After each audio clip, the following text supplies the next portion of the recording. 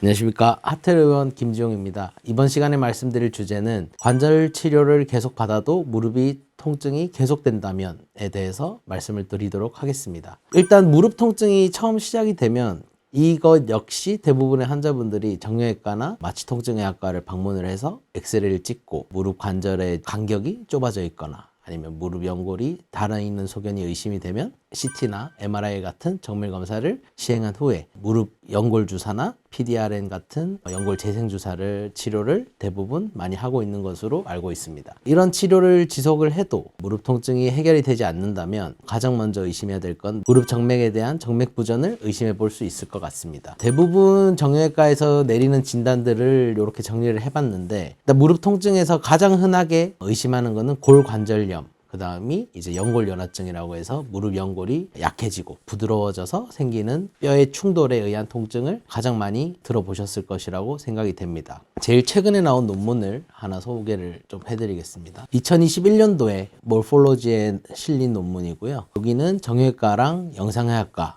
선생님 두 분께서 작성을 하신 논문이고, 제목은 Transosseous Perforated Veins of the Knee에 대해서 간략하게 정리를 해주신 논문입니다. 이거는 케이스 리포트고요. 보시면 맨 오른쪽 위쪽에 초음파로 무릎 정맥에 역류가 있는 것을 촬영을 하고, 이 역류에 있는 부분을 타겟팅해서 무릎 왼쪽에 보시면 무릎 MRA 사진을 찍어서 이렇게 혈관의 방향을 이제 정확히 예측을 한 후에 환자분의 케이스에 대해서 간단하게 말씀을 드리면, 무릎 통증이 지속적으로 있어서 가장 흔하게 하는 오스테오토미, 뼈 절제술을 시행을 했는데도 무릎 통증이 호전이 없고 통증이 지속되어 무릎 정맥에 대한 고찰을 시작을 함으로써 이 논문이 시작이 되었고요. 그래서 무릎 정맥에 대한 관통 정맥을 역류를 확인한 결과, 관통 정맥 역류가 있는 걸 확인을 하고 MRA에서 이 정맥의 어느 방향으로 주행을 하는지를 확인한 후에 이 무릎 정맥에 대해서 혈관 경화 주사를 시행을 한 케이스입니다. 보시면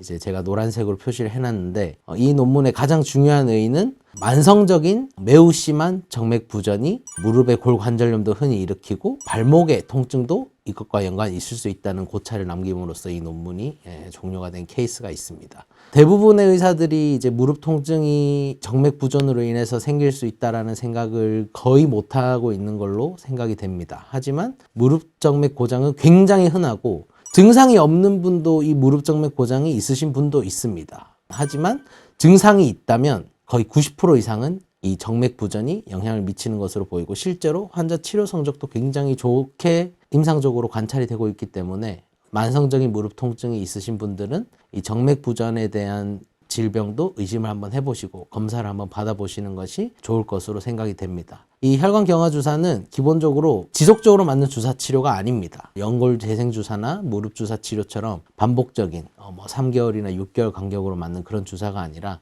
이 무릎 정맥은 주사 한 번으로 증상 회복이 꾸준히 생기고 또 증상이 재발하는 것도 굉장히 적음을 알 수 있으니, 무릎 통증이 만성적으로 있으신 분들이라면 무릎 정맥도 한번 검사를 해보는 것이 좋을 것으로 생각이 됩니다. 감사합니다.